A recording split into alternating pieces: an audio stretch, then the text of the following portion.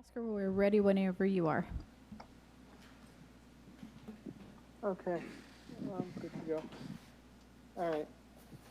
Hello, good afternoon, and welcome to the Housing and Economic Development Oscar, I'm Committee. sorry to interrupt. Can you speak way up? We're having a lot of trouble hearing you. Okay. Much better, thank you. Once again, good afternoon, everyone, and welcome to the Housing and Economic Development Committee meeting. Today we will start with the roll call, posting of the agenda, and the flag salute. Member Basua. Here. Member Flynn. Here. And Chair Madrigal. Here.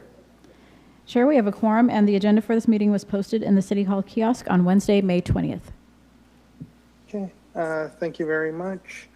Mayor, can you lead us in the flag salute, please? All stand, please.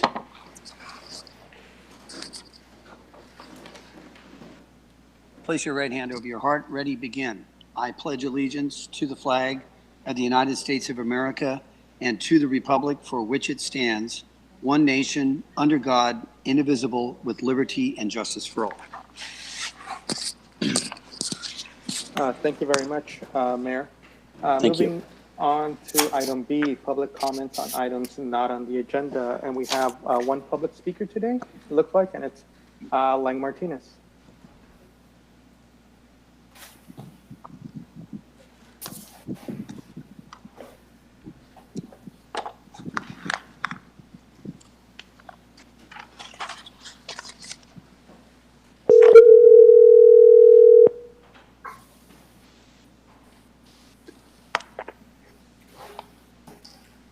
Hi, Lang. Yeah, hello? Hi, it's Michelle from the Housing and Economic Development Committee meeting. You've got 2 minutes, please, to speak on items not on the agenda. I got what? 2 minutes. Please go ahead. Yeah, my name's Lloyd Martinez. I'm a homeless advocate. I don't know what's on the agenda. I think we're talking about Mercy House, but that's not what I want to talk about. What I want to talk about is the least lost and the hopeless in Oxnard. And the question is who's accountable? The situation in Oxnard, we haven't had any showers. The homeless people, including individuals that are homeless, families and children, haven't had any essentials as far as toilet paper, bathroom, showers, being able to do their laundry. Somewhere somebody dropped the ball with community action. I've reached out to different attorneys, Sean Garcia-Elias with Urban Peace Institute. I've reached out to Carol Sobel. What's going on in Oxnard is in regard to the illegal camping. That was something that was put together to remove the encampments on Ormond Beach, Wainimi. You guys did that. In January. Removed them, went out and cleaned. And what you're doing now is you're hitting them in Oxnard, and you moved them all back in that area. I was out there with Rick Cisnero, and they're all back out there. And over 100 and something we saw. We saw at least 50 over there in Halico. From what I understand, Halico is a toxic waste site. Situation is I ran across somebody who got 8 tickets in a 2-hour period in Oxnard by the name of Margaret. And then because I start sending out stuff to everybody, what's happened, I reached and contacted attorneys, and I've contacted media all over the place, NBC, KTL Lake, you name it, I've contacted. I'm working with Channel 3 right now. I've contacted Tracy Lairs. The encampment tickets are illegal. That's that's Martin versus Boise or whatever it's called. That's the 8th Amendment. Because this one individual got 8 tickets in a 3-day period. Well, a couple of days ago, her encampment got another ticket. You guys threw away all her stuff, including her dad's ashes. And to top it off, you threw away her Bible. That's insane. The other day, I ran across somebody by the name of Patricia Hernandez. Patricia Hernandez was a victim of assault at the OTC. She was raped. She was drugged and she was raped. And it was confirmed that somebody dropped the ball. What am I done? She went to BCMC and Whole Person Care dropped the ball. Somebody is accountable for this. How do you treat people like this in the city of Oxnard? I don't know. Somebody played God and decided to put $250 in a hotel, and you left the rest of them in Oxnard, and you abandoned them. Thank you, Mr. Martinez. Time's up. Thank you very much. Thank you. No, thank you very much. Okay, moving on to item C, the consent agenda. And we have the approval of minutes for the May 12th meeting. Move the recommended action.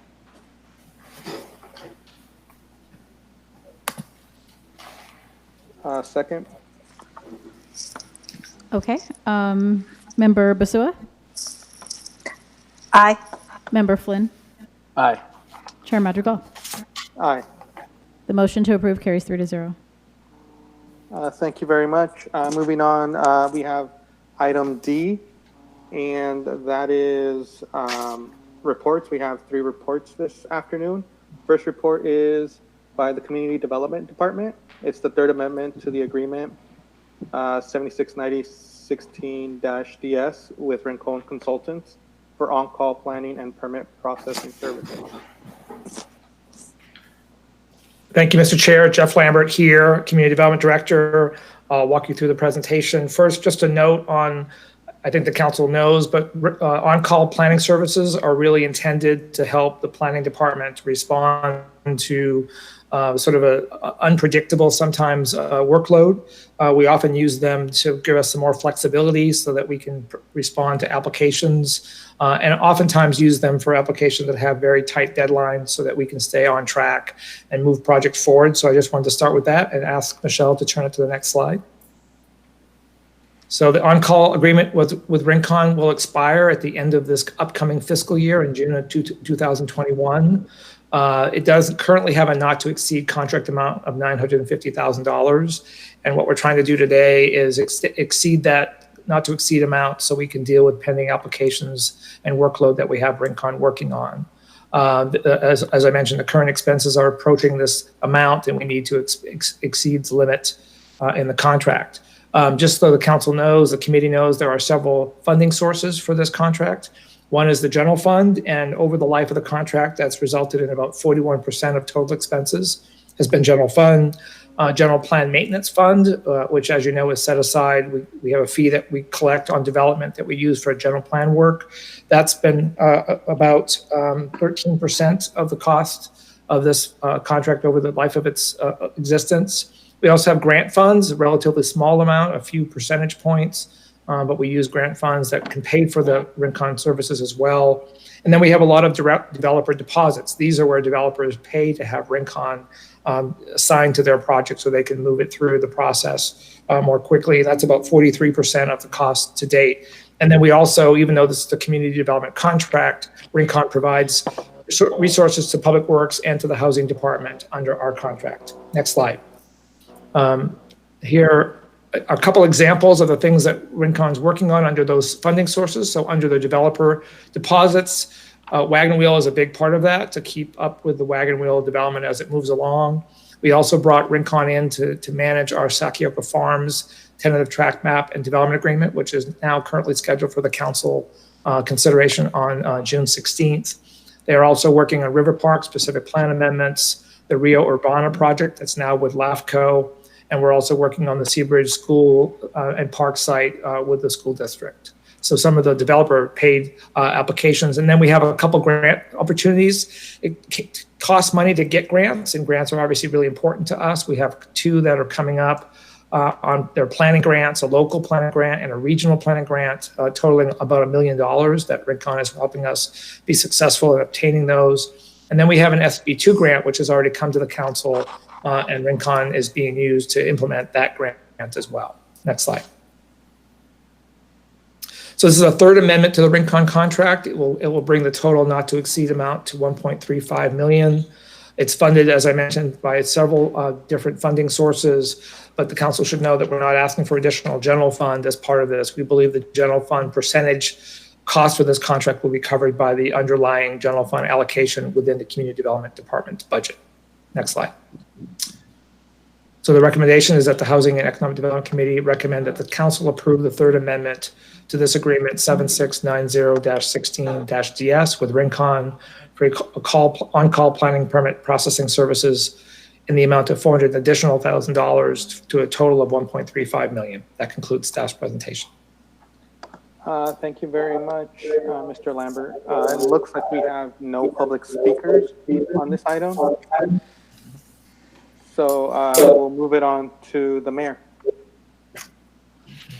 Thank you very much, Mr. Lambert. You know, I don't remember a time where we haven't relied on outside consulting firms to do this kind of work, period. I mean, and So is it from just a dollars sense and really, getting the essence of the cost of it is these services have to be provided, and many of these services are project driven.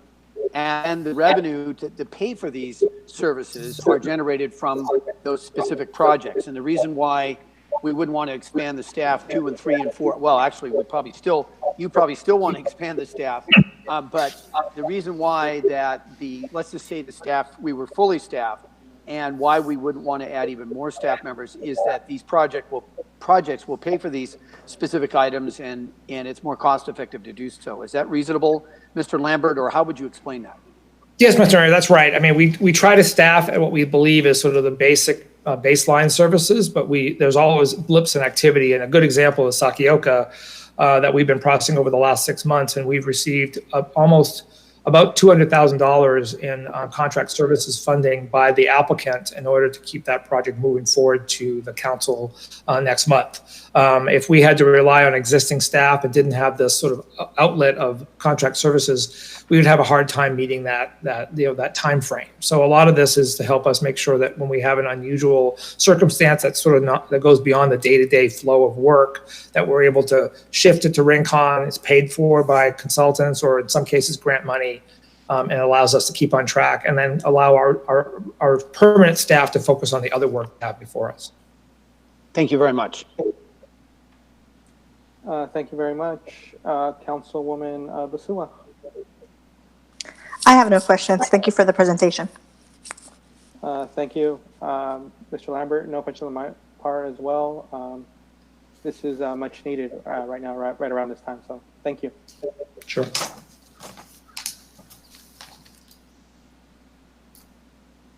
And I think we're looking for a recommendation to the full council to approve the contract. Move the recommended item. Thank you. Second. Member Basua? Aye. Member Flynn? Aye. Chair Madrigal? aye. Motion carries 3-0. Okay, thank you very much. Moving on to item 2, we have for item 2, we have the Community Development Department, once again, for the Economic Development COVID-19 update, support of Oxnard businesses. And with that, we have Mr. Lambert. Yeah, thank you. Thank you, Mr. Chair. I'm also joined by Rosie Arnelis, our Economic Development Manager, who's on the call as well. We're both sitting in our offices because we understand there was some technical difficulties in the council chambers. So, but we're both here to make the presentation. I'll make some of the opening comments and then turn it over to Rosie, and then come back at the end, and then we're both available to answer questions. I should also note that our other members of our team are Maria Santana, who's in the office as well as administrative support, and Kelly Flanders, our project manager, who I think started about 3 weeks before the COVID shutdown. So she's also part of the team as well. So with that, I'll go to the next slide. And this is really just an introduction. We're not going to spend a lot of time on this, but just so that the committee knows, this is really an opportunity to talk to the committee and to the public about what we've been doing to help support our business community. And so one of that is to make sure that they know what's available to them for resources. And this is really a short list of federal, state, county, nonprofit, and local agency support available to our local businesses. This is the kind of stuff that Rosie spends a lot of days explaining to people how to take best advantage of these programs. You've all heard of the PPP, or Paycheck Protection Program. That's been out there as well. Some employer-related programs, some worker, employee-related programs are available. And then we have some of our local partners like the Economic Development Collaborative, Women's Economic Ventures, and SCORE that also provide some terrific services to our businesses at the local level. So next slide. So in addition to providing resources that other agencies have available, the city's done a lot to try to help our businesses through this pandemic. And I just want to highlight some of the director orders that came under the city manager or emergency director authority, and then were later approved by the city council. And just quickly, first we waived penalties for business tax payments. Then we adopted a temporary moratorium on evictions. Then we suspended requirements for building record prior to sale of property. We were particularly worried that if we couldn't keep up with that turnaround time, we would delay escrow closers. So we waived that requirement through the escrow process. We also suspended penalties for late renewal of business tax certificates, and we suspended restrictions on drive-through hours or for fast food and essential products such as medicine. Those were all things done by the city to be proactive to help our businesses through this time. Next slide. And that wasn't enough. We also suspended the termination of city utility service for payments. We also suspended requirements for contractors to hold valid city business tax certificates in order to pull a building permit, because we weren't sure we were going to be able to provide that turnaround time, and that's a requirement normally for building permit acquisition. We also adopted regulations to allow tents and canopies so that essential curbside services could be provided. And then we also provided open for business, essential business signage. We did that electronically to our businesses so they could let people know they were open, should they be allowed to open by the county and the state regulations. Next slide. And then I'm going to turn it over to Rosie to talk about sort of all the outreach that we've done with our business community over the last couple of months. Rosie? Thank you. So almost immediately we began by providing direct support to our businesses. We started out with the moratorium on evictions, letting all of our commercial landlords know that we were imposing the moratorium on commercial and residential evictions. We started making phone calls to businesses. We were greatly assisted by our recreation staff that helped us to reach out to a lot more businesses than we would have been able to do just with our staff. We've been trying to inform our business community with social media. We created a Facebook page for the Community Development Department and have been utilizing that to get the word out. And then in addition, we've been greatly assisted by both our police department and our code compliance officers in terms of helping to educate the different businesses on what requirements were being imposed by the county. Next slide. As Mr. Lambert mentioned, this is a time where we rely greatly upon some of our professional relationships, one of which is the Economic Development Collaborative, also known as EDC. So one of the things that we were able to do is we were able to tap into their network and their expertise. And we were able to host a business webinar that went over all of the different types of assistance that is available, including the loans by the SBA, as well as the PUA program, the Pandemic Unemployment Assistance Program, letting people know that as self-employed individuals, they were eligible to apply for unemployment. We had 80 people sign up for the webinar in English, and then we also provided a webinar in Spanish on the same day and had 44 people sign up for that webinar. In addition to that, EDC has posted those webinars on their website, so we are able to continue referring individuals to those webinars so that even if they weren't able to watch them on the day in which they occurred, they're able to go back and watch them now. Next slide. With the assistance of our project manager, Kelly Flanders, she immediately went into action and created a newsletter that we've been able to send out weekly to the business community. We've grown our list by over 1,000 people. And in addition to that, we've been continuing to get information out every week. It seems that things have been changing quite rapidly. So it's been a great way that allows us to get the word out to, we're currently at over 5,000 people on that email list. We were also able to jump in with the police department and Commander MacArthur, and we did some Spanish radio interviews on 3 different radio stations. So greatly appreciate the opportunity that we had to get the word out into the community. And this was during the time that we were offering special assistance with unemployment. So it was great to be able to take advantage of that partnership. In addition to that, there are local hotels that were offering special rates for both public safety personnel as well as healthcare providers. We also partnered with Visit Oxnard and The Collection to utilize their electronic billboards. Initially, we utilized that to get the message out that many of the restaurants were open for takeout or delivery of their food. But we've continued to utilize that and have put up a second ad that was created by our partners at Visit Oxnard that highlights and thanks the first responders and our healthcare providers. So it's nice to be able to have that partnership with both the collection and Visit Oxnard to help us get the word out. In addition, I believe Mr. Lambert also mentioned that we have provided on our website, we've created several pages that provide a lot of the information that we're getting out. And one of the things that we've been able to provide are downloadable posters that people can put up on their restaurant windows for signage that lets people know that they're open for takeout or delivery. Next slide. So I'll jump back in here. So part of this is advocacy.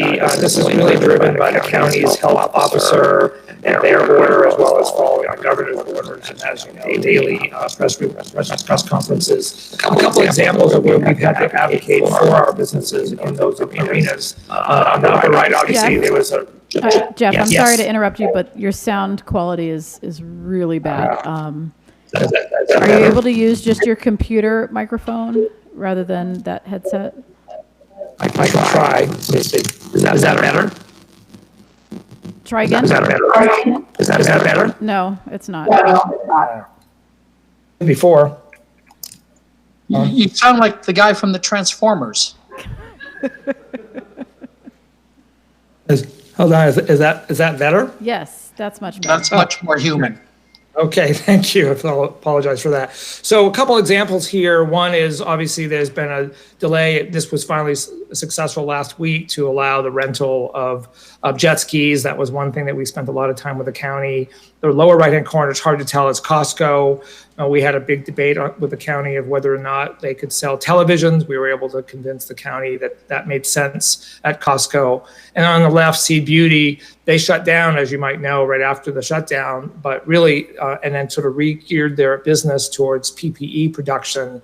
And then when they wanted to get back into operation, we helped them apply the governor's standards so that they could get county approval to reopen in a slow manner. So a lot of work on an individual but business by business basis to try to help them work through this crisis. I'll turn it back over to Rosie.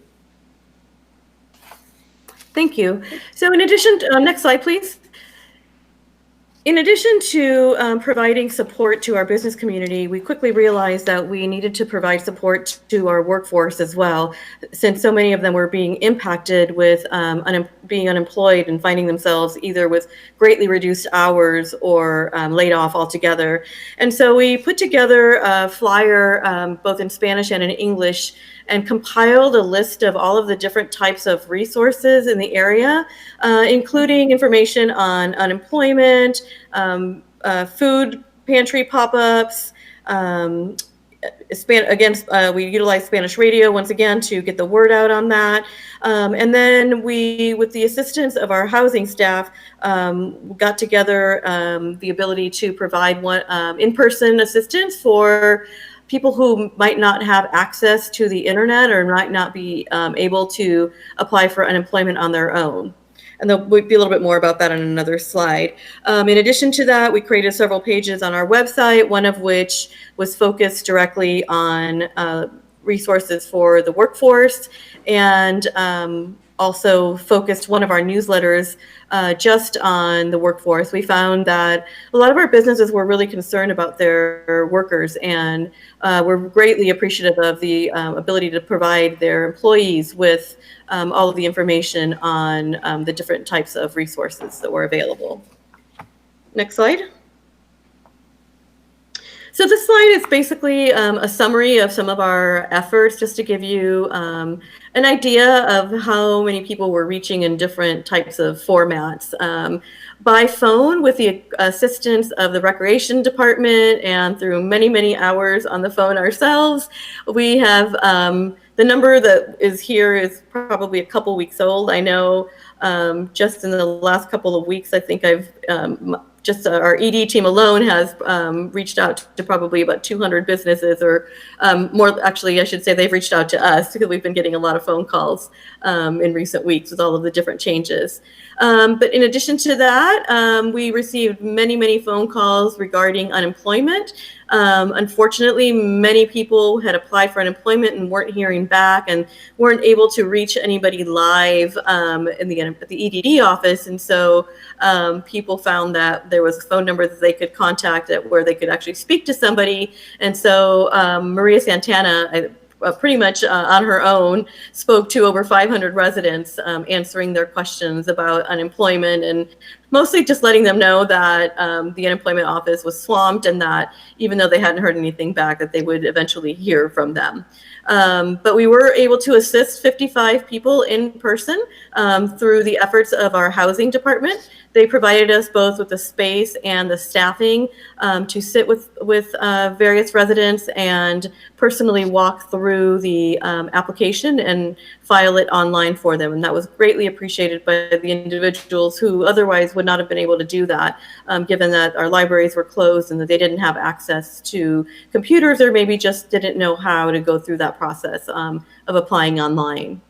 In addition to that, we've distributed flyers to businesses at various points in this process, one of which was giving information out at the food pantry pop-ups. That was one of the areas in which we distributed flyers on the unemployment insurance and the resources for the workforce. In addition to that, our code enforcement officers have been going out and educating many, many businesses. I believe they are up at over 950 flyers that were distributed. And actually, I know those numbers are over a week old, so I'm sure that it's well over 1,000 at this point. The code enforcement has been going out and visiting businesses and letting them know they're verifying that they are complying, but in addition, they're primarily there as ambassadors to let them know what it is that is required by the county for them to be able to open safely. And so they have been going out and doing a lot of that work for us. We have to date submitted 12 newsletters that have been opened by over 20,000 people. The numbers have been updated since our last newsletter went out. And we have had about a 40% open rate. The average open rate for government newsletters is 25%. So we feel that we're really proud that we've had a lot of businesses engaging by opening our newsletters and getting their information and resources from that. In addition to that, with the Facebook page that we opened, we are now at updated number is 3,294 is our Facebook reach. So once again, we're finding that people are utilizing that as a method to get information. And then going back to some of our partners here in the area, we have been referring many people who are interested in both the loan programs as well as the PUA unemployment assistance. And we've been referring them to both EDC and WEAVE, Women's Economic Ventures. To date, EDC has assisted over 113 businesses. Women's Economic Ventures, unfortunately, we're only keeping track of how many people they were assisting with actual loans that they were providing. So the number is really low, but it's because they weren't tracking all of the phone calls. I believe they have since then started to track those phone calls, so those numbers should go up a little bit. Next slide. So as most of you know, one of the pieces of information that we have been giving out is the roadmap that the governor has set out for the different stages and what is able to be open within each of those stages. And so this basically just goes through what the stages have been and what types of businesses have been able to open during each stage. And those are the dates that the county updated our local order to allow those businesses to open. So we started with early stage 2 on May 8th that allowed curbside retail and manufacturers and logistics. And then we quickly moved on 5 days later to allowing other services such as car washes and pet grooming. Those were the ones that seemed to be most requested. Next slide. And then we went on the 16th of May to open more of the active outdoor types of activities. And then when this went to print, we were just in the process of being able to open dine-in restaurants and in-store retail. Those two were accomplished by just in time for the Memorial Day weekend. And over the weekend, we were notified that church services were going to be allowed with specific guidelines. And just today, our governor announced that some counties will be allowed to open hair salons, barbershops, and nail salons. As it stands, we're currently waiting for word from Ventura County to let us know if and when, which we predict it'll be when, and most likely it'll happen in the next couple of days. So the phone today has been very busy with lots of hair salons wanting to know if they can open and what they're going to be required to do in order to open. And that's really been a large part of the education that we've been providing by phone to our local business community, and also through emails, newsletters, and our Facebook page, is really providing the education on what the process is that's involved in a business being able to reopen, what the county requires of them, what types of steps they need to take. And I think that Jeff will talk a little bit more about that. Well, next slide. So this is really just, this is the kind of, more than anything else, this is sort of Rosie's script for talking to businesses about how to go ahead and register under vcreopens.com. As you probably know, the county did create this website. The goal is to have all businesses that intend to open and are allowed to open as the orders evolve to go on this website. First, they have to review the state guidance, make sure they're one of those business types that can open. They have to create a risk assessment of their particular risk, create a written plan of how they're going to reduce this risk in their business, implement those measures, have an on-duty employee that's responsible, and then complete their attestation. So this has been really a lot of what we've been doing over the last couple of weeks, helping businesses complete this process so they can open and get back to business. Next slide. As we mentioned here, these numbers are going to be updated. There is an app that the county created. The picture on the right is sort of a screenshot of that app. The dots are all the businesses that register. They get identified on the map. And then that becomes basically the to-do list. The county has asked cities to go ahead and do the verification. So all the cities around the county are doing this. Our numbers have gone up substantially since we presented this presentation a couple weeks ago. We're now at 750 non-restaurant businesses and 713 food-related businesses, for a total of almost 1,500 businesses have registered in the city of Oxnard to reopen.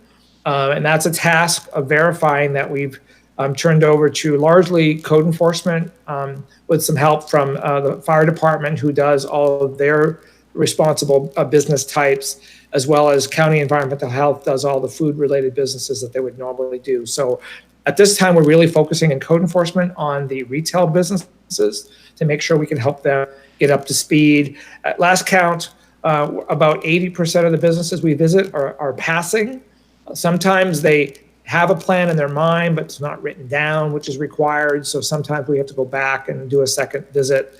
But that's been really important. There has been some glitches in the app over the last few days. The app data started having some problems at the end of the last week.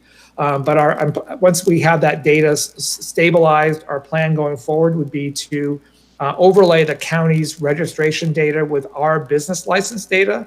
And then we'll be able to identify which of our businesses have not yet participated in this registration program and maybe should have, so that we can start targeting our outreach to those businesses that have not yet joined the program. Next slide.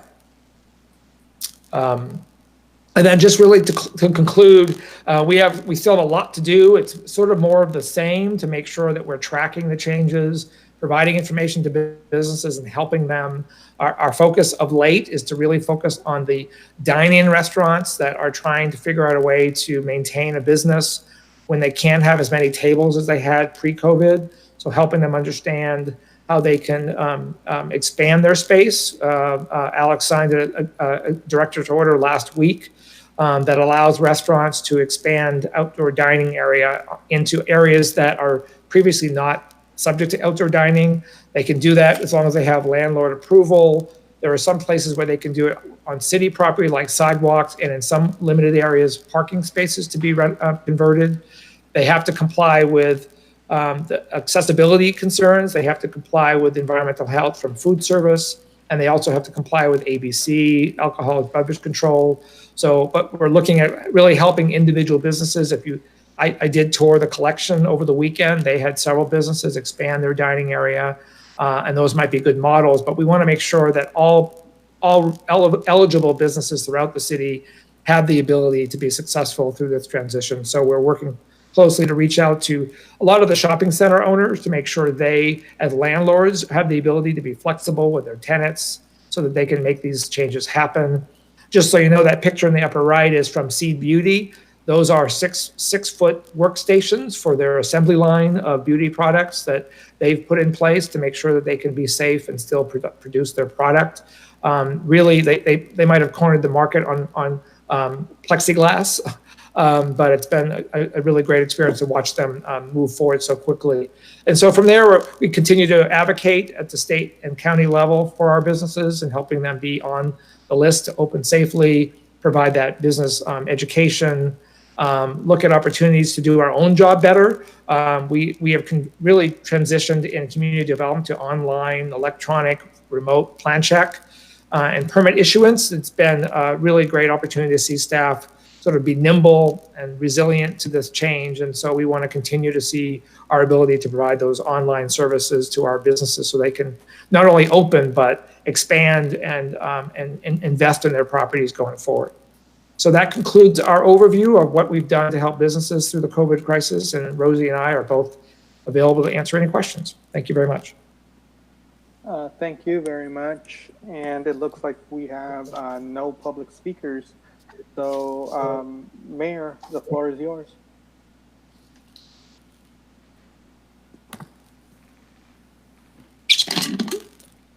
You're mute, Mayor. That was actually good because I was clearing my throat with all the allergies going around. So, okay. Thank you very much for the presentation. And what I think is most important is from the very beginning, Oxnard has had a focus on how to help businesses through this crisis. And obviously we're not complete. Somebody has a background noise on, and I know I have my own, so I apologize. What I think is crucial at this point is because I have been a part of many of the things that were presented in some way or another. But one of the things I think is most important is early on when this crisis took place, there was a meeting with many of those who are here present and the city manager and the chamber with, I think, about 16 different larger companies here in the city of Oxnard. And I think it would be important, and again, maybe another outreach has taken place of whether or not there has been just from a strategic planning perspective, because we've been so action oriented, and I would probably label that more as tactical. I mean, as far as the tactical side, you know, we're trying to cover every single area that we possibly can. And I think a great job has been done. So I want to thank city manager in particular and Mr. Lambert, Mr. Ornelas, Ms. Flanders, the recreation department, all the people that have been involved in this effort. So my last comment is whether the EDC, the chamber, city leadership, and that same coalition, either the same 16 companies or others, whether it wouldn't be important from a strategic standpoint to get together for a planning session. I don't know if I myself have a feeling of a pulse of that from a strategic perspective. But as far as a tactical perspective, I think the execution has been outstanding, and I just want to encourage the staff to continue doing their good work. Thank you. Thank you. Next, Councilwoman Basula. I couldn't have said it any better than what the mayor just said. Thank you to the staff. They've been doing a great job through this whole process, and I really applaud all their efforts. Thank you. Thank you for the presentation. Thank you for all the hard work that has gone into this. This is a very difficult time, and you know, sometimes even if, city staff isn't the ones that necessarily help directly the person, I think just having the service there available for people goes a long way. I think this is great. Obviously, over the last, maybe week or so, we've been moving at a very fast rate. If you would have asked someone 2 weeks ago where we would be, obviously, I don't think anyone would have thought we would be moving this fast and this soon. But this is where we're at. So I'm hoping that everything works out for the best. I don't know if anyone here will be able to answer this, but question being, what if a particular business does not follow the regulations? Who does that fall on? Would that fall on the city or the county to enforce? It depends on the Councilmember Madrigal's Jeff Lambert. It depends on the authority of that business. If it's a food service business under the authority of environmental health, they would do the enforcement. If it's a business that's not one of those, that the city would take that action. We are trying really hard to educate businesses, give them the benefit of the doubt that maybe they missed the mark, but we've offered to go back and re-inspect and make sure that they have the best opportunity to be successful. And we're hopeful they will be. If after that they get verified as compliant and that they end up not complying and there's a complaint, we would then treat it like a normal code enforcement action, although we would start in this case with more education and less enforcement, at least in the early rounds. Okay, well, thank you very much, and hopefully things will work out for the entire community as a whole, because I know it's been interesting last 2 months or 2+ months. But thank you very much for all your hard work and dedication. Thank you. Thank you. And I believe that was just receive and file, right? That's correct. All right. Well, thank you very much. Now moving on to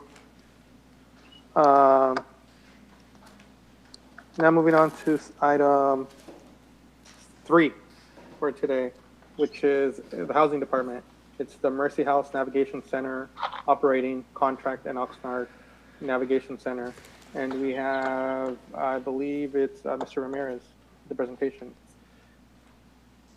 Do I have it? You have the clicker? Or you want to click it for me?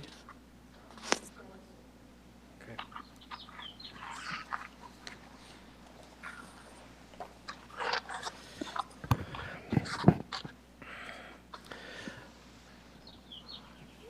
Thank you. Good afternoon, members of the committee. Emilio Ramirez, Housing Director for the City of Oxnard. I wanted to offer you a brief update on a few matters regarding homelessness in the city before we get to the meat of the item today. First, I wanted to offer an update on the status of the navigation center, the existing navigation centers that are operating on K Street. It remains in place, and we're going to get to the item that would extend the operations of that center by Mercy, but right now it is in operation on a split site where a piece of it is operating out of the PAL, given the response to COVID and a need to separate the beds and provide for those distancings and meet those guidelines that were imposed by the state, including a safe shower, restroom, and just a separation of beds. Also, briefly, an update on the Housing Authority's response to homelessness. As you may know, we at the Housing Authority enacted a homeless preference in our Section 8 voucher program, and as of this date, we have issued 47 of those vouchers starting in August 1st of 2019. We're close to leasing up the entire 47 of those vouchers. We were actually pretty surprised that we were going to get to the 50 vouchers that we had set aside during the 19-20 fiscal year. Street outreach, I know I've been talking about it for months, and we entered into an agreement with Salvation Army to provide a street outreach program for the city of Oxnard. We signed that agreement in January of this year, and I'm happy to say that Salvation Army is ready to start. They have hired their staff members. We have a couple more to hire, one for downtown, but we have hired, or Salvation Army has hired 2 staff members. They're both in the room, actually, and the representative is here in case the council has any questions. But I'm happy that both of the staff street outreach members, Sandra and Anna, are here. I met with them a couple of days ago, and they are raring to go. Project Room Key is a program that the County of Ventura enacted in response to requests for provide isolation and safe haven for otherwise homeless persons, and they have been doing an amazing job. I'm just incredibly impressed by the work that the County of Ventura is doing. They have 4 rooms or 4 hotels throughout the county that they have leased the entire site and are offering those rooms for otherwise homeless persons that are either positive for COVID or are a high-risk population. In Oxnard, there is one of those hotels. It's the Vagabond Hotel on Oxnard Boulevard. It serves 62 rooms. Is that me? Oh. Okay. Sorry. So Project Room Key has 62 rooms in Oxnard at Vagabond Hotel. Right now, it is not completely full. It has just over 50, I believe 52 rooms in occupation, and so we are constantly working to fill them. They have been turning over, so not like they haven't been used. It's just that people go there and isolate for the 2 weeks and then return back to the original state. The One Stop is a continuing challenge and one that we continue to work on trying to relaunch. As you may know, Community Action closed the Transition Center at the end of March of this year, and the One Stop was then displaced as a result of that closure. That One Stop is a significant service that is offered to the homeless population, and we have been without it since that closure of that transition center. Despite our efforts to house it and to locate it on several different occasions, we have not succeeded yet, although it appears as though we have identified a partner that would be a good host. We are making progress on that. And I hope that we will be up and running on a temporary venue for the one-stop operation, which will include all of the various nonprofits that offer the services to that 1 day of service to the homeless individuals, medical, dental, social security, DMV, et cetera.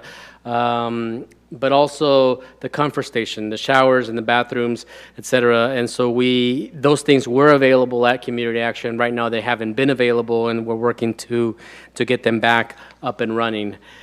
This more complete update is going to come back to committee in September, and I will be able to offer a more in-depth operation in terms of where we're at with street outreach, where we're at with the one-stop. By then we should be up and running, and what we have been doing with Project Room Key, including our current attempt to acquire one of the hotels in order to convert it to permanent supportive housing or a permanent extension of the Project Room Key operation. Also, an update on the Homeless Preference Housing Authority vouchers. To the meat of this item, we have 2 things to present to you, seeking your referral to full City Council for their approval. The first is a renewal of an agreement that we have with Mercy House in order to continue to operate that navigation center that currently exists at K Street. I'm going to get to this in a little bit, but that operation at K Street is going to be in its current status until such time that we finish the development of the new navigation center as currently proposed at the corner of 2nd and B. But until such time that it does transition to wherever that new site could be, we're going to continue to enter into temporary or annual agreements with Mercy House. So Mercy House, as you know, was procured by the County of Ventura on behalf of two cities, the city of Ventura and the city of Oxnard. Both cities did participate in that procurement, and the procurement of the Mercy House was seeking an operator of a navigation center in each of the two cities under a low barrier standard, following the principles of housing first. There were several applicants to that RFP, and as a result of the score team that occurred in 2018, I wasn't here yet, so I don't know the details of how it happened, but I know that Oxnard, the city of Oxnard and the city of Ventura and the county of Ventura all participated in that review, and they selected Mercy House for its operation.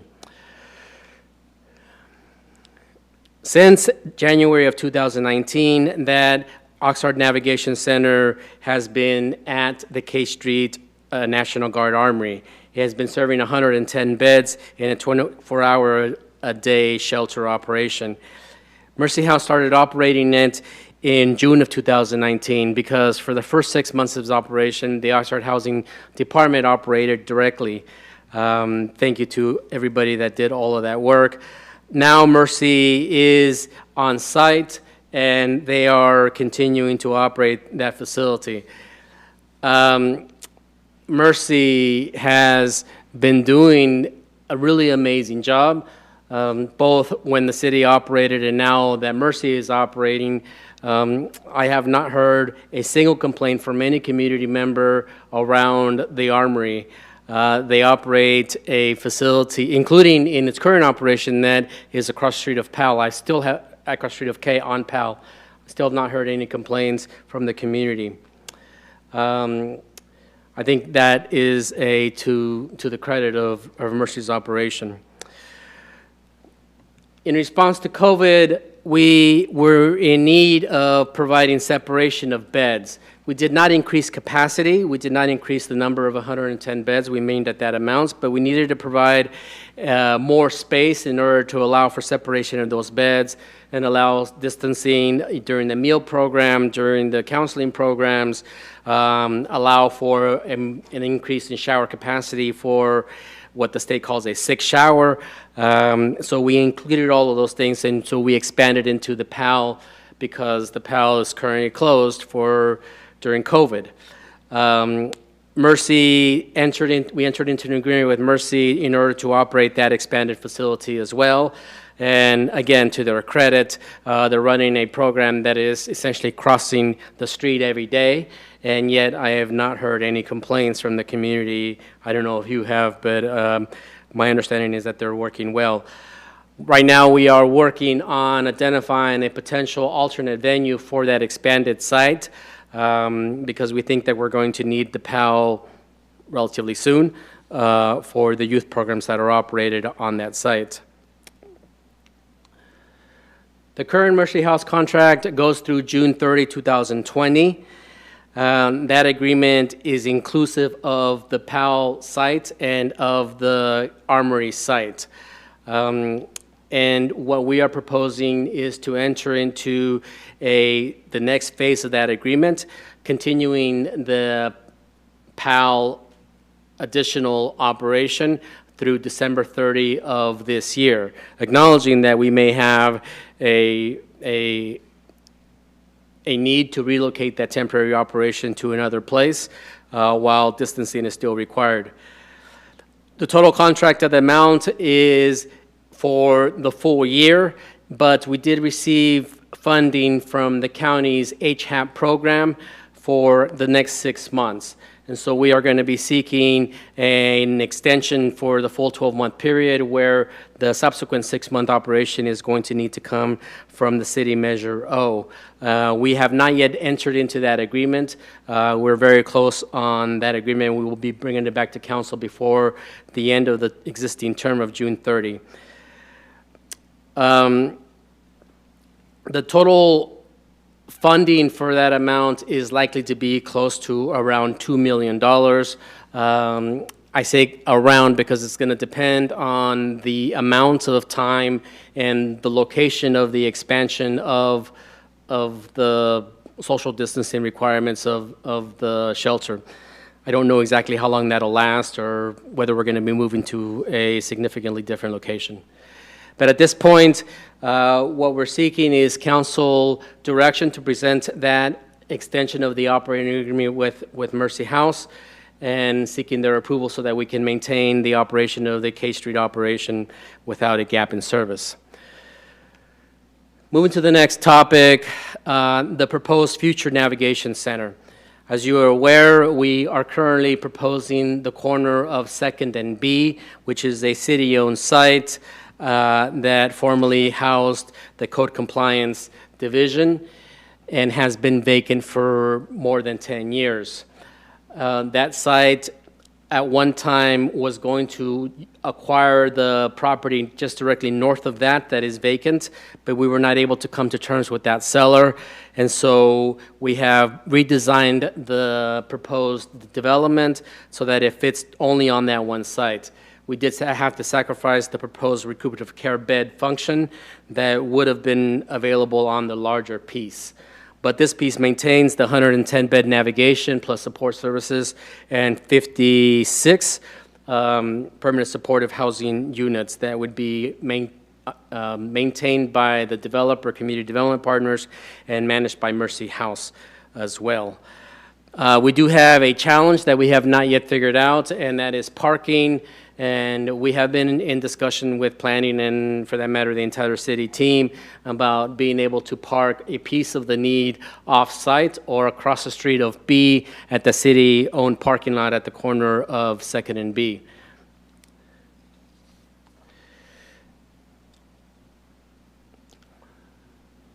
Whoops.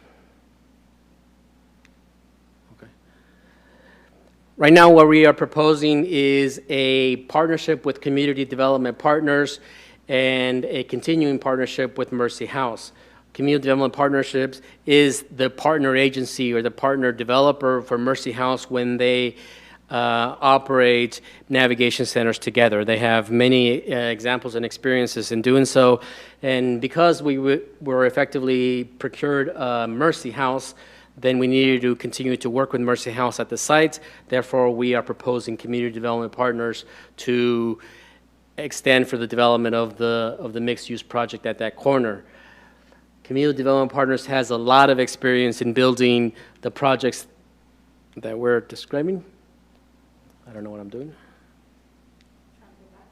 There, okay. Community Development Partners has a lot of experience in building the projects that we're describing. This would be a approximately $30 to $35 million development, mixed use, which they've done several of. They funded with No Place Like Home, with 9% tax credits, with bond issue, with redevelopment funding, with home funding. They have a lot of experience in using those funds and in operating this mixed-use development. We have undertook a variety of community meetings. They slowed down during COVID, obviously, but we did need to continue the process, and we have been in communication with the private seller, reaching the conclusion that we could not acquire their property. And so that's why we are here today. But we did undertake several community meetings, as you can see on screen, from January through March, seeking to discuss the proposed development. I want to be clear that there was some opposition. There has also been significant support for the proposal, including the business community, the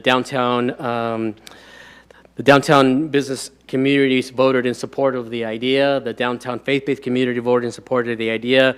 The Wilson neighborhood also considered it, and in fact, we formed a stakeholder group of downtown representatives that are helping us support, include faith-based community and representatives from the Wilson neighborhood and the downtown business community.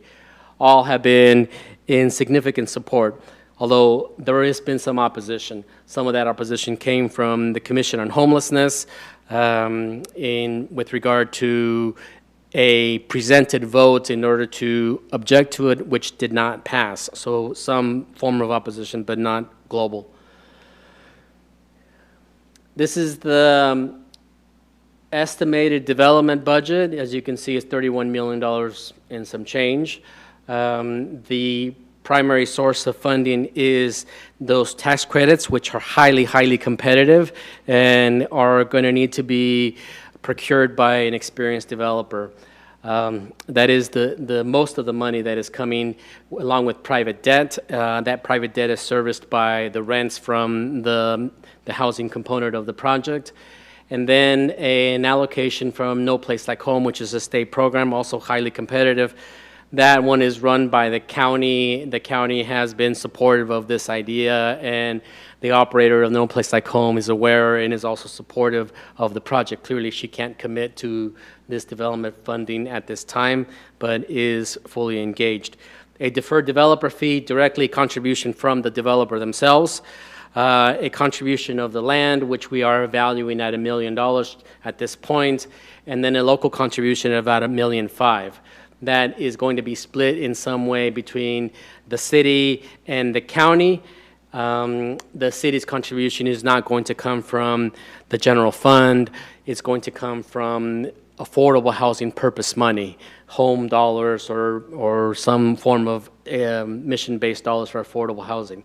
I say that because there's also going to be a need, which we don't know yet, to actually build out the interior of the homeless shelter. And that part of it is going to come from a split between the County of Ventura, which they've committed to, and Measure O funding, which the City Council has committed to as well. But that Measure O funding is not for the mixed-use development because we're going to use affordable housing mission-based dollars for that. A little bit of schedule. We are hoping to receive entitlements in the fall of this year. We would be pursuing those project-based vouchers, which would be a piece of the contribution from the Housing Authority for the permanent supportive housing development that would be on top. Applying for No Place Like Home in June of 2020, the tax credits in October 2021, and if everything goes well, we hope to be under construction by April 2022 and complete July 2023. That's significant because we need to maintain the operation at K Street until such time that we can make that move. So we're looking at K Street operation going through July 2023 if we can make this timetable happen. Right now, what we are proposing and presenting for your consideration and seeking your approval or recommendation to the City Council is an exclusive negotiating agreement with community development partners. And that'll allow them to spend funding for their funding for due diligence, et cetera, in seeking to negotiate a development agreement so that we can sell the property to them and so that they can build out the entire site. They need to spend a sizable chunk of money, which they're going to do on their own risk, including for design, including for entitlements, et cetera. But they will do that, and that is a risk on them. If we are not able to build the project for whatever reason, we do not owe them those funding, and we need to enter into this ENA in order to allow them that comfort level that we can go forward. So staff is recommending that this Housing and Economic Development Committee recommend to the City Council that they consider and approve the Mercy House extension at Oxnard Navigation Center on K, and recommend that the City Council approve an exclusive negotiating agreement with community development partners for the development of the navigation on 2nd Street. I'm happy to answer any questions. Staff is also here if you have any questions. Okay, thank you very much for the presentation. We have one public speaker, and that would be Peggy Rivera.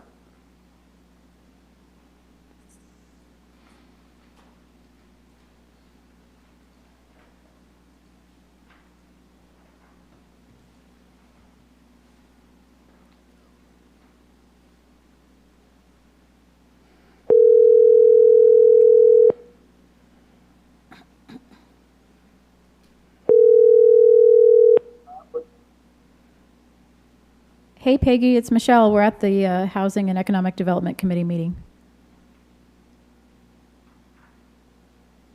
Peggy?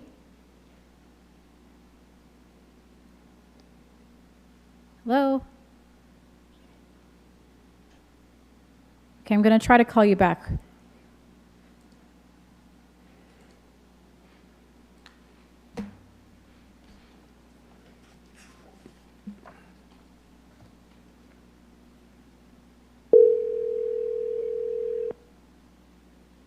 Hello? Hey, Peggy, it's Michelle. Can you Peggy? hear me? Yes, You hear me? you've got 3 minutes to speak on the Mercy House item. Please go ahead. Yes, Hi, yes. I will say that, under the circumstances that we're in regard to our budget, I would definitely like to see that our council would give direction to our housing department to hold off in regard to moving this forward as far as approval of the K Street project and giving extra time for us to be able to get the other part on. I think that's great, but as far as requesting for us to make a commitment to moving forward, we don't even know if there's going to be funding in the future for this. A couple of weeks ago, we had the Commission on Homelessness had a subcommittee for the Kingdom Center site at 1450 Rose Avenue. We asked Emilio for a lot of questions, and then we're waiting to get the answers to those questions. We would at least like to have a comparison of another parcel that could possibly have a better use for our community, for this to have to take place in our city. There is 19 residents at that location right now. It's a women and children's center. We're not saying that we're going to evict them, but we could try to find a relocation for them. But the parcel is almost a 2-acre parcel of land. And I do understand Emilio wants to build between 34 or 37 houses, and that's fine. But this property definitely has a better use for our city homeless population that we've been having such a problem to try to find a solution to. In all the years that I've been working as a commission, we've never been able to find a solution. We need to have, first and foremost, we need restrooms, we need showers. It's inhumane to have them on the street for almost 3 months. That we haven't had any of those services in place. So I would ask council to please consider that first, then to move on to something as big as this. We do know that we need a shelter. We do know that. But we have 110 beds and we have 567 homeless people. That leaves 457 people out in the street. We need to find a solution to those people. Where are we going to put them? How are we going to address this issue? And then, the merchants are complaining because they're defecating all over our city. Well, there's no restrooms. There's no place for them to take a shower. We have to try to fix small things before we fix the big things in our city. So that's all I have to say. Thank you for your time. I appreciate it. And be safe, everyone. We need to find a solution to those people. Where are we going to put them? Okay, thank you very much. First, we have the mayor. Mayor, the floor is yours. Mute.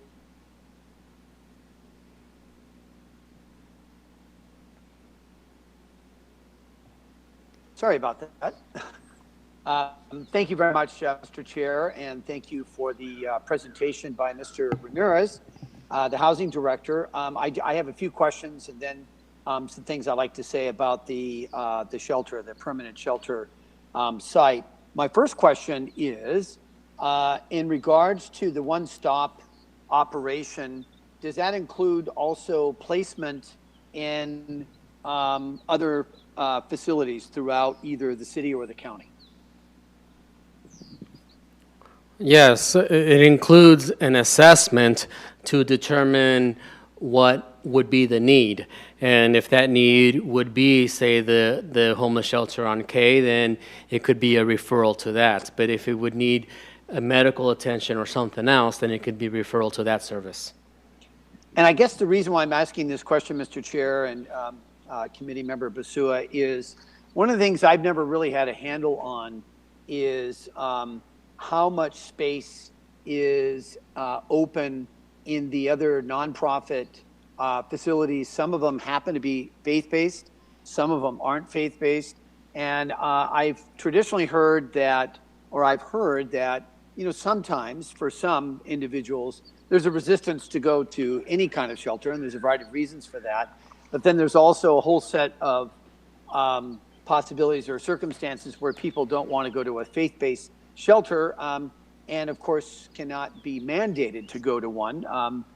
So I certainly understand it. So Mr. Ramirez, is our job also to try to place them in those shelters, or to somewhat, in some instances, coax them or talk them into going to a shelter like that? Are we allowed to do that? I think that the function of the one-stop specifically, yes, it includes all of the nonprofits and most of the nonprofits that are in town, including the potential host. In this case, is the Rescue Mission, and they are a faith-based shelter.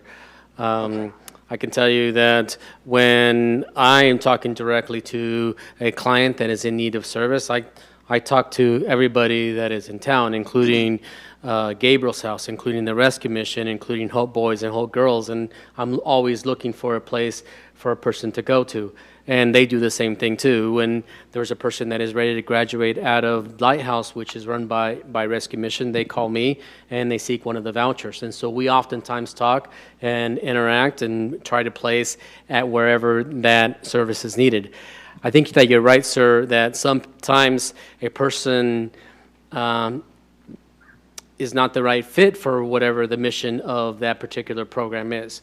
But there is so much need that there is never an empty bed. There's never a situation where, because of the program requirements, I can't fill the space. Oh, I understand. Okay, very good. I appreciate that answer. Here's my concern. I'll get into the ENA in a second. Here's my concern about the permanent homeless shelter that we're looking to construct on 2nd Street. As Mr. Ramirez, as you know, and the committee members know, I've had a very specific viewpoint when it comes to a conversion rate of helping people, say as an example, in public housing, and helping those individuals get to the next stage and can get out of poverty. And there's a lot of controversy about that, how long it takes to do that. And certainly it's very difficult. It's probably one of the most arduous tasks involved in public housing. I have a similar concern about this shelter. When I see, the first thought that entered my mind when I saw the amount of 1 bedroom and 2 bedrooms that were going to be in this proposed area, I'm kind of thinking in my mind that we're going to have a similar situation to public housing, that there are some people who remain permanently impoverished. And will this be a situation where we build this close to $32 million shelter and it's not going to convert people and get them on to that next step? And again, I know I'm looking forward, but that is the first thought that occurred to me. Could you respond to that, Mr. Ramirez? Sure. First, a clarification. We're not talking about a $32 million shelter. We're talking about a $32 million development that includes a shelter. That's correct. And in a more direct answer to your question, the idea that there could be a transition on site from a shelter to a housing unit is significant.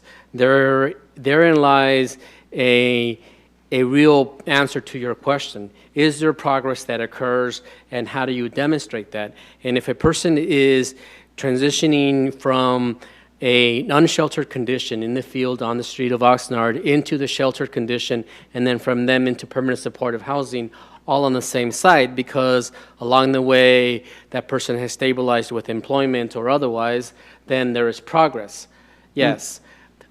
Admittedly so, as you say, it's tough to get to the point of maybe the next step out of poverty, and maybe that is buying a home or something like that. It's tough in Oxnard to buy a home. And for a person to reach that level of graduation, it's just going to be a long-term effort. But it does happen. It happens all of the time. And I can say that the objective and the goal of a Housing First program, one that we would be pursuing in Oxnard, is the development of enough permanent supportive housing units such that we are providing that housing function, sheltered function, for the unsheltered in Oxnard, as opposed to a 600-bed shelter. That homeless shelter operation is not the ultimate objective. That permanent supportive housing operation, that place for people to live, is the objective, and that's what we would be pursuing. Would they remain poor for a long period of the time? Probably yes. I guess that's my concern, Mr. Ramirez. My concern isn't when I characterized it, it was wrong for me to characterize it as a $32 million shelter, because it's not. The bulk of the cost is about permanent housing, and I think that word permanent in my mind is one of saying, does permanent housing mean that the individuals that graduate perhaps from being in the shelter into one of these permanent housing sites, that then becomes, well, of course it's going to be a no. That's not the end of it. But I mean, my concern is they're going to remain there and not move forward. And I'm really concerned. I'll just express my concern to the chair and to the also to committee member Basua.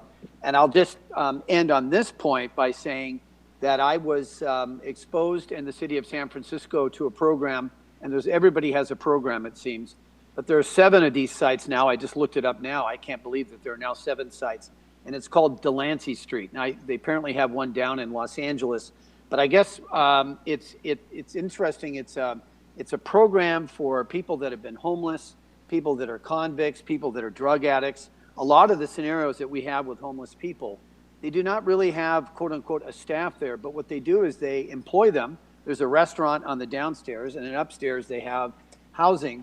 And this is their beginning of their recovery. And the average one of their members has a 7th grade education. So I don't know.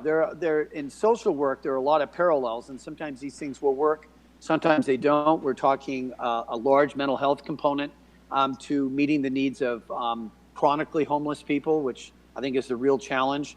So I would just say that to my colleagues, that I think I'm very concerned about the shelter itself, obviously the cost, how are we going to put it together, but I'm probably in a longer term sense, I'm more concerned with putting forward a program that has a high conversion rate of getting people from the shelter into a shelter, and the safety that shelter provides, and the shower and the meals and everything, starting to get them treatment, getting them permanent housing.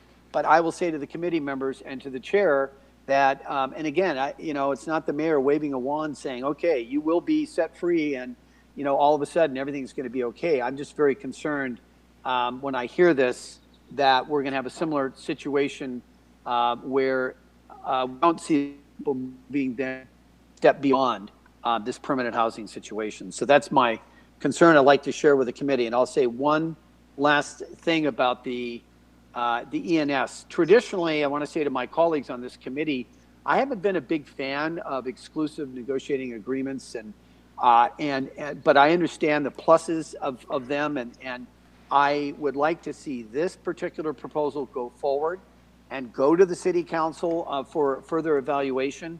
I want to be sensitive to Peggy Rivera's comments to the committee and say that I think it's possible that what she has suggested on this 2-acre site and other sites or alternative sites, that we can move forward on those also.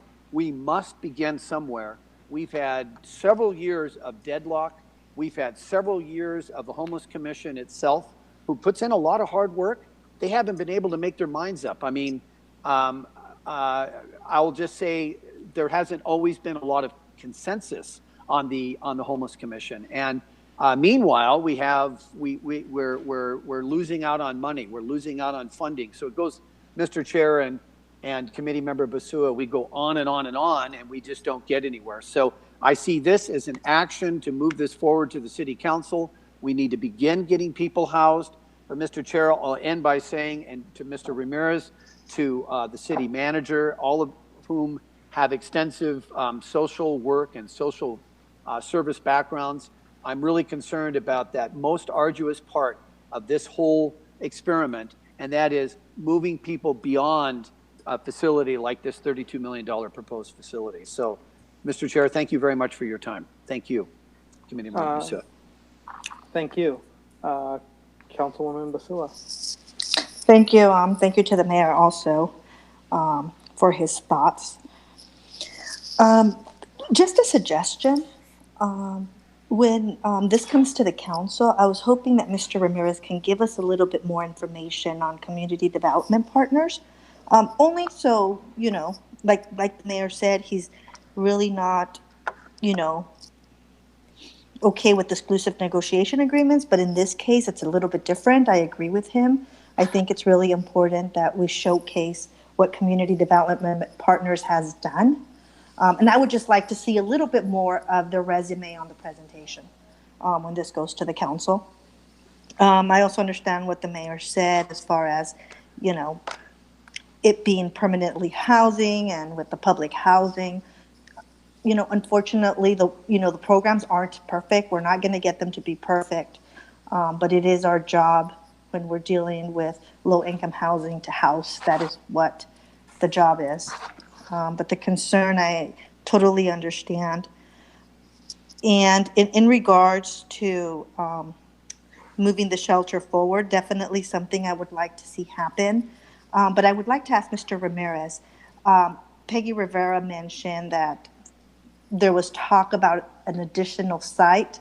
How do you see that coming forward if the council decides to move forward with the current as proposed now? And is the Gabriel's house, you know, that is it going to come to fruition? Is that going to come back to us? I mean, how do you foresee that coming to us, or do you not? I would receive your direction and move on your direction. I don't think that we would be proposing to the committee or to the council to develop 2 navigation centers, 2 homeless shelters. So I think that we would develop one at a site somewhere, or maybe if the idea is to develop scattered sites. But if we were to build a navigation center at 2nd and B, I think that this property on Rose Avenue could still be developed with permanent supportive housing, even though it was not a navigation center. I think that ultimately we are going to need to build a lot more than 56 units of permanent supportive housing in the city in order to house the 600 or so unsheltered persons. So I would suggest that we are going to be building 50 to 60 permanent supportive housing units every year for the next 10 years until we get to that point. And that may very well be Rose Street. Got it, understood. So I guess my thought process was that you would take what you have planned for 2nd and B and the possibility of putting it in the Rose Avenue site. But basically what you're saying is you're not seeing that a possibility, but in the near future, you're saying that maybe it would be, you'll be building permanent housing. It's a possibility, but you don't anticipate it being a possibility now. No, and that's not exactly what I'm saying. I'm just suggesting that it is not, we are not currently working on siting 2 navigation centers. So if we were to transition to the Rose Avenue site, we would transition the navigation center over there and not at 2nd and B, because it wouldn't make sense to build 2 navigation centers. Got it. Understood. Thank you. Okay, thank you. I had the pleasure to attend the town hall meeting on February 11th at the library. I know it was very well turned out. There was support, there was opposition. Thank you to you, Mr. Ramirez, and to staff for answering all questions that were given by the public while I was there. I know that Mayor Pro Tem Ramirez was there as well, and she stayed a little bit after I did. But I know that as with anywhere, we could, like, you know, with the previous Savior's location, we could put this anywhere in the city. and there would be opposition. And I know that this is essential, and we've made some may argue one step forward, one step back, but we've kind of been going forward at a very slow pace, and that's fine because as long as we've been going forward, and by changing it up as previously stated, then it could be a step back and something that'll take us years to recoup where we're at. Obviously, as previously stated in other meetings, the plan is never to house, all 700 people, because the plan is never to have, 700 homeless people roaming around any city in the U.S. But as we're going through these difficult times, I know that, there will be hiccups. Unfortunately, there may be future individuals who may end up being homeless because of the economic issues that the city or that individuals will be facing in the right near future, or that they are facing right now. It is going to be hard at the end of the day. People that go through homelessness, there are some success stories. There may be, far in there between, you'll get very rare amount, but at the end of the day, the point is to provide housing or to provide a roof over for someone, and that it means more than anything to these individuals, to all individuals, because one, two, mistakes by any of us, and we could be out on the streets. I know this is going to be. I want to move this forward to the rest of the council, so we can have a broader discussion on these issues. So thank you.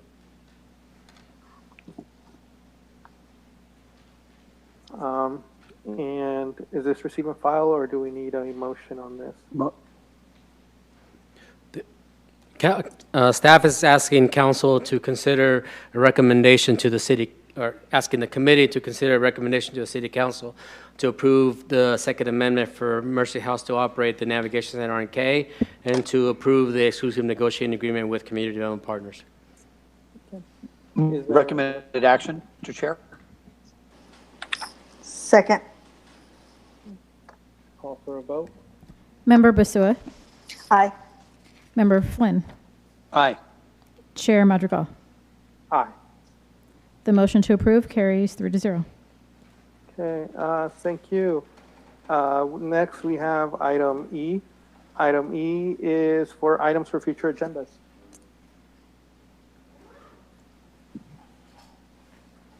I'm going to wait until the post-COVID-19 situation is over, Mr. Chair. Thank you. Councilwoman Basua? I've got nothing. Thank you. And I got nothing as well. With that, this meeting is adjourned. Thank you very much. Thank you.